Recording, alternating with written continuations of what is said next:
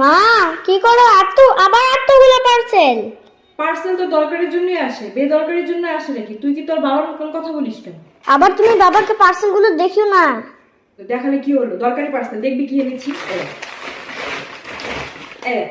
বিড়ালের খাবার এনেছি, এটার মধ্যে আবার বলার কি আছে? এটা কি দরকারি জিনিস না? এটা আনবো না?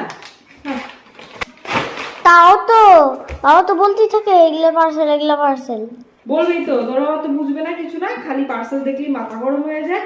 আর সবচেয়ে দরকারি পার্সেল আসে এখন। তো আমি বাজারে যাই না, যেগুলো জিনিস আমি বাজার থেকে কিনতাম, আমার স্কিন কেয়ার জিনিস, সেগুলো তো আমি এখন অনলাইনে আনছি। বাজারে কি সবসময় যাওয়া যায়? পট করে বাজার থেকে যেমন মনে করে দিই। আমি এর বডি ওয়াশ এনেছি, তো এটার জন্য কি আমি বাজার যাবো? ভাবলাম অনলাইন আছে, করে এসে করে দিলে 2-3 দিনের মধ্যে চলে আসে। তো ভাবলাম সেই জন্য এই অনলাইনে আনি। এই যে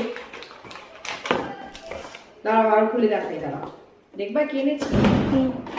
হ্যাঁ, এটা একটা তো বডি ওয়াশ গেল, আরেক খুলে না কেন? এই